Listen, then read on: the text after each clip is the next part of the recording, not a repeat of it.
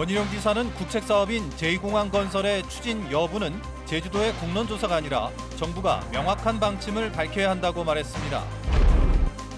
문대림 JDC 이사장은 JDC의 제주도 이관은 불가하다고 못 봤고 표류하고 있는 프로젝트 사업의 정상화를 최우선으로 해결하겠다고 밝혔습니다.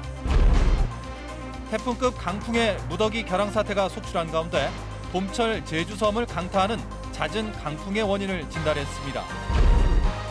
버스 준공영제 시행으로 연간 1,000억 원의 세금이 투입되는 가운데 투자 대비 실제 효과가 얼마나 있는지 따져봤습니다. 시청자 여러분 안녕하십니까? 뉴스데스크 제주입니다. 오늘 도의회 도정질문에서 원희룡 도지사가 제2공항 공론조사 요구를 거부한 것과 관련해 제2공항 추진 여부는 정부 차원에서 결정할 문제라는 입장을 분명히 밝혔습니다. 또한 지난해 40억 원 넘는 적자가 발생한 제주관광공사의 경영위기를 타개하기 위해 지정 면세점의 제주공항 이전을 추진하겠다고 밝혔습니다. 오승철 기자의 보도입니다. 원희룡 지사가 제2공항 추진 여부는 정부가 결정할 문제라며 이틀째 이에 대해 분명히 선을 그었습니다. 제주 출신 국회의원과 정부가 국책사업인 제2공항 문제에 입장을 명확히 해야 한다는 김황국 의원 주장에 맞장구를 치며 공론조사를 하려면 국토부가 해야 한다고 강하게 발언했습니다. 그래서 저는 정부의 무능함, 지역 국회의원들의 무능함을 지금 얘기하고 있는 겁니다. 왜 뒤에서 숨어서? 저도 그렇습니다. 자, 반대할 거면 차라리 반대하라고 저는. 그렇죠. 반대해야죠. 정부에서. 자, 문재인 정부 이거 만약에 진짜 안 할 거면 안 할 거라고 정부에서 안 하도록 해야죠. 제2공항 문제에 대해 국토부와 제주도 뒤에 숨은 국회의원들은 내년 총선에서 평가받아야 한다는 김황국 의원의 발언에 민주당 소속 도의원들이 반발하기도 했습니다. 제2공항이 국책사업 아닙니까? 지난해 40억 원 넘게 적자가 발생한 제주관광공사의 경영위기에 대해 도지사의 책임론이 제기됐습니다. 공사는 이제 위기 늪에서 벗어나지 못한 거에 대해서 또 지사님께서는 좀 책임을 통감하지 않으시고 있나. 면세점 매출 부진이 원인인 만큼 송객 수수료와 같은 구조적 문제를 해결하고 면세점의 제주공항 이전을 추진하겠다고 답했습니다. 절약 경영을 하고 있고 이것만으로는 안 됩니다. 그래서 현재 그 JDC가 독점하고 있는 공항의 이 지정 면세점, 내국인 면세점에 대해서 들어가는. 원 지사는 또 제주공항과 제2공항의 운영 지분을 확보하기 위해 노력하고 공영버스 기간제 운전자들의 처우 개선 방안을 마련하겠다고 말했습니다. MBC 뉴스 오승철입니다. 제2공항 반대단체들이 오는 17일 예고된 제주 제2공항 기본계획 수립 용역 중간 보고회를 중단하라고 요구했습니다. 이들은 보도자료를 통해 사전 타당성 용역에 대한 검증을 할 검토위원회가 재개되는 시점에 용역 중간 보고회를 개최하는 것은 순서에도 맞지 않고 검토위를 무력화시키는 것으로 보인다며 국토부에 공문을 통해 중간 보고회 취소를 요구했다고 밝혔습니다. 문대림 JDC 이사장이 JDC의 제주도 이관은 불가하다는 입장을 명확히 했습니다. 취임 직후 조직 개편을 마치고 새로운 출발선에 선 문 이사장이 제주 MBC 시사진단에 출연해 각종 현안에 대한 입장을 밝혔는데요. 김항섭 기자가 정리했습니다. 대규모 개발 사업을 둘러싼 논란 속에 국토부 산하 공기업인 JDC를 제주도로 이관하라는 요구가 이어지는 상황. 문대림 이사장은 적절치 않다며 입장을 명확히 했습니다.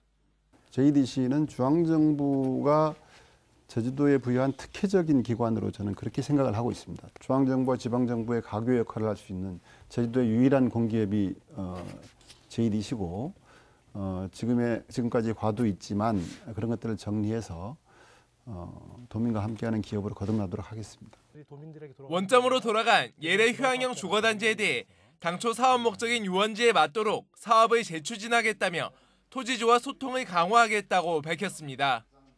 유원지 개발 방식이면서 이게 사실 우리 보상의 문제도 있고 해서 또 운영이 돼야 되기 때문에 유원지 개발로 가되 수익성도 일정 정도 담보해낼 수 있는 그러한 사업의 내용을 만들고 토지주분들과 협의를 해야 되는 이 과정이 가장 이제 포인트라고 보고 있습니다. JDC가 도민 공론조사 결과를 무시한 채 녹지병원 입장을 대변해 왔다는 비판에 대해서는 투자를 유치한 기관으로서 불가피한 선택이라고 항변했습니다. 헬스케어 타운 사업의 정상화가 무엇보다 중요하다며 중국을 방문해 녹지 측과 만나 사업 체계 방안을 모색하겠다는 계획입니다. 투자자는 제주도와 JDC라는 기관을 믿고 온 것이거든요. 그런데 최근 한 6년 동안 아무런 소통이 없더라고요. 그리고 이제 이것으로 인해서 다른 사업이 묶이면 안 되지 않습니까? 향후 정치적 거취에 대해서는 내년 총선은 물론 선거에 나가지 않겠다며 임기 동안 JDC의 사업 정상화에 최선을 다하겠다고 밝혔습니다. MBC 뉴스 김항섭입니다. 신화역사공원의 숙박시설 규모가 줄어듭니다. 제주도는 람정 제주개발이 추진하는 신화역사공원 H지구의 콘도 객실을 당초 730실에서 181실로 549실 줄이고 숙박시설과 휴양문화시설 부지를 조정하는 내용의 외국인 투자지역 지정 변경을 고시했습니다. 또 투자 사업비는 2조 7천억여 원으로 당초 계획보다 7천억 원 증가했고 사업기간은 2021년 말까지 3년 연기됐습니다. 어제 제주에는 순간 최대 풍속 27m의 태풍급 강풍으로 항공기가 무더기 결항되고 일부 피해도 있었습니다. 해마다 봄철이면 이 같은 강풍이 제주섬에서 자주 발생하고 있는데 이런 잦은 강풍의 원인을 김찬현 기자가 알아봤습니다. 초속 26m가 넘는 태풍급 강풍이 강타한 제주국제공항. 돌풍까지 불면서 항공기 130편이 결항되고 승객 5,900여 명의 발이 묶였습니다. 갑자기 비행기가 결항돼서 숙박도 못 구했는데 지금 당장 어디서 자야 될지도 잘 모르겠고 이게 굉장히 지금 난감한 상황이에요. 제주 전 지역에 종일 강풍이 몰아치면서 제주시 새별오름의 최대 순간 풍속은 초속 27m, 제주공항이 26.5, 제주시도 18.7m를 기록했습니다. 강한 저기압이 제주에 근접했고 제주가 그 오른편에 놓이면서 더 센 바람을 맞은 겁니다. 특히 제주 북부 지역 풍속이 남쪽보다 갑절 이상 빨랐는데 최근 강원 산불을 키웠던 양간지풍 현상이 나타났기 때문입니다. 한라산 위에 생긴 찬 공기 덩어리로 정상 부근의 통로가 좁아지면서 바람이 통과하는 과정에서 세기가 급격히 강해진 겁니다. 이러한 현상은 저기압이 자주 접근하는 4월과 5월에 주로 발생하는데요. 강풍과 윈드시로 인해 항공기 운항에 차질이 유발하기 때문에 강풍특보가 발표되면 각별히 주의해야 합니다. 특히 저기압으로 생기는 강풍은 돌풍과 난기류를 동반하고 있어 항공안전에도 각별한 주의가 필요하다고 전문가들은 강조합니다. MBC 뉴스 김찬현입니다. 제주도교육청과 광주교육청이 제주 4.3과 광주 5.18의 전국화를 위해 협력하기로 했습니다. 이성문 교육감과 장휘국 광주광역시 교육감은 도교육청에서 기자회견을 열어 4.3과 5.18을 평화와 인권교육의 중심에 놓고 교육자료 공동개발과 지역 공유를 통해 전국화할 수 있는 방안을 모색하기로 했습니다. 한편 4.3과 5.18 평화 인권교육으로 전국을 잇따를 주제로 한 공동포럼에서는 통합적인 평화 인권 교육을 마련하기 위한 방안을 논의했습니다.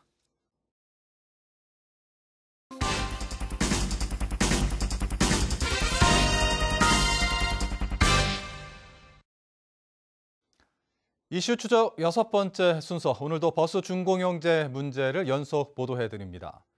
아마도 이 시간을 통해 버스 준공영제에 연간 1,000억 원의 세금이 투입된다는 사실을 늦게 알게 된 분들도 계실 텐데요. 그렇다면 이런 막대한 예산의 이 버스 준공영제, 과연 그 효과는 어느 정도나 될까 궁금해집니다. 박주연 기자가 짚어봤습니다. 점심 직후 여객 터미널을 출발해 제주시 외곽 지역을 도는 시내버스 안입니다. 승객은 3명뿐, 대부분 좌석이 텅 비었습니다. 준공영제 도입 이후 새로 추가된 노선이지만 출퇴근 시간을 제외하고는 이용객이 거의 없는 상황입니다. 출퇴근 시간만 좀 붐비고요. 대부분 차량들이 전부 다 대여섯 명 타고 운행하고 있습니다. 제주도 내 버스 노선은 194개, 중공영제 도입 이전보다 갑절 이상 증가했습니다. 하지만 노선별 평균 탑승객은 879명으로 절반가량 감소했고 버스 수송 분담률은 14%로 2%포인트 증가하는 데 그쳐 전국 최하입니다. 버스 회사 운송 수입 역시 월 평균 41억 1천만 원으로 중공영제 이전보다 12%나 감소했습니다. 결국 버스 회사의 적자 규모가 계속 늘면서 제주도가 버스 회사에 지원해주는 예산 또한 중공영제 도입 직후 600억 원에서 2년 만에 1,000억 원으로 증가했습니다. 제주도가 대중교통 체계 개편을 서둘러 시행하면서 중공영제를 무리하게 도입했다는 지적이 나오는 이유입니다. 1,200원이면 어디든 갈 수가 있잖아요. 네. 그런 데 들어가는 요금 할인된 부분, 장애인이라든지 그 70세 이상 어르신들 이런 분들이 다 무료로 이용을 하기 때문에 거기 운송 수입이 줄어든 거고. 더 큰 문제는 중공영제 도입에 따른 버스회사 지원 예산이 적자를 보전해주는 형태로 진행되면서 소요 예산이 계속 증가할 수밖에 없다는 겁니다.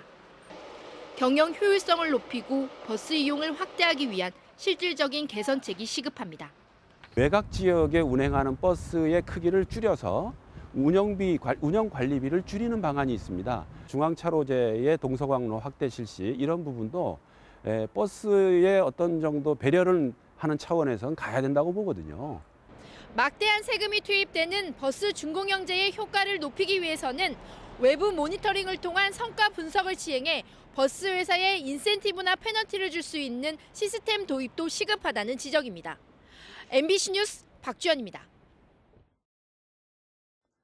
오늘 새벽 2시 반쯤 서귀포항 부두에 정박한 서귀포 선적 4.84톤급 연안 복합어선이 침몰한 것을 순찰 중이던 해경이 발견했습니다. 선박 안에 사람이 없어 인명피해는 없었으며 해경은 오늘 아침 7시쯤 침몰한 어선을 이양한 뒤 선장 등을 상대로 정확한 경위를 조사하고 있습니다. 오늘 아침 6시 반쯤 제주시 애월읍 장정리에 있는 한 양계장에서 불이 나 양계장 한 동을 모두 태워 닭 500여 마리가 폐사하는 등 소방서 추산 800여만 원의 재산 피해가 났습니다. 소방당국은 분전반에서 합선이 일어나 불이 난 것으로 보고 정확한 화재 원인을 조사하고 있습니다. 자치경찰과 국가경찰의 공조로 보이스피싱 사기범이 붙잡혔습니다. 자치경찰단은 어제 오후 3시쯤 제주시 이도일동의 한 은행에서 보이스피싱으로 빼돌린 돈을 인출하려던 50살 공모 씨를 국가경찰과 공조해 현장에서 검거했다고 밝혔습니다. 공 씨는 피해자로부터 1,000만 원을 받아 자신의 통장에 입금하고 이 가운데 절반을 공범에게 넘긴 뒤 남은 돈을 인출하려다 붙잡혔습니다. 제주지방법원 최성문 판사는 출입국관리법 위반 혐의로 기소된 50살 김모 씨에게 징역 8개월에 집행유예 2년을 선고했습니다. 단란주점 운영하는 김 씨는 지난해 1월부터 석 달 동안 무사증으로 제주에 온 중국인 11명을 고용해 일당 7만 원에서 9만 원을 지급한 혐의를 받고 있습니다. 아프리카 돼지열병의 유입을 막기 위해 제주형 방역 체계가 구축됩니다.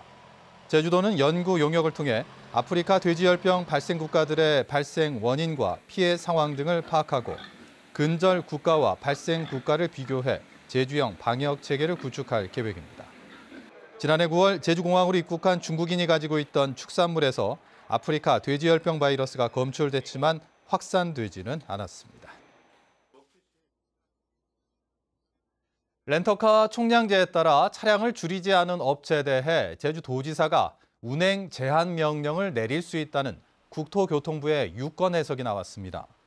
국토부는 자동차관리법상 운행 제한 명령의 대상인 극심한 교통혼잡 지역에 제주도가 해당되는지는 도지사가 판단해야 한다고 밝혔습니다. 현재 렌터카 업체들은 당초 목표인 6,700대 24%인 1,600대만 줄였는데 제주도는 빠르면 이달 말쯤 운행 제한 명령을 내릴 계획입니다. 뉴스데스크 제주를 마칩니다. 시청해주신 여러분 고맙습니다.